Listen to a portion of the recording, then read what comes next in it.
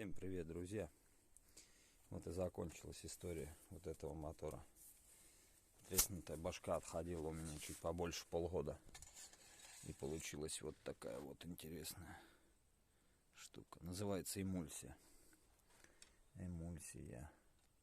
Но помимо того, что она в масло пошла, она еще и гнала в глушитель. Причем жестко. На 40 километров 40 литров воды. Литр-километр, короче, хавала воду. Вот. Закончилась история этого автомобиля. Не автомобиля. Не, извините. Мотора. Здесь будет стоять. Та-дам! Инжектор. Товарищи газелисты, что вам скажу? Братья. По счастью или по несчастью, не могу точно вам сказать.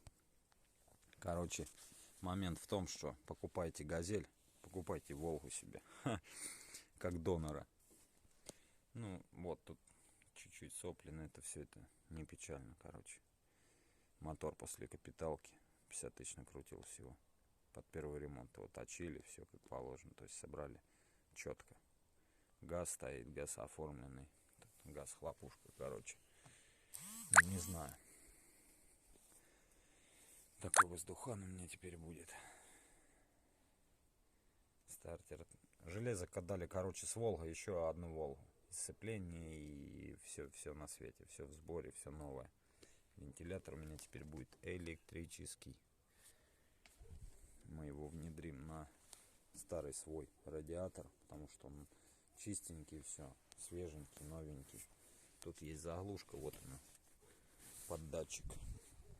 Здесь вот он датчик включения вентилятора. Чтобы не мудрить его вот тут в патрубке, это все это понятно, все прекрасно, но у меня видите какой патрубок. От железа надо избавляться, потому что железо все равно дает окись. Хоть вода, хоть тосол, разницы нету, дает окись и все. Будет там такое говнище, дно прямо.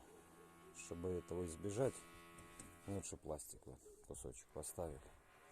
Ну все, буду выдергивать вот этот, ставить вот этот. Косу перекину, мозгов 2 комплекта отдали мне с нее. Как бы тачка на ходу нормально, на бодром. Вот я на ней покатался тут пару дней. Отлично вообще. Наваливает неплохо. 150-160 валит, как бы адекватно. Так что такие вот дела. Ладно, всем, кто подписан, смотрите, буду потихоньку снимать видосики, снимать моторы, менять местами, ну и так далее, как бы. Всем добра.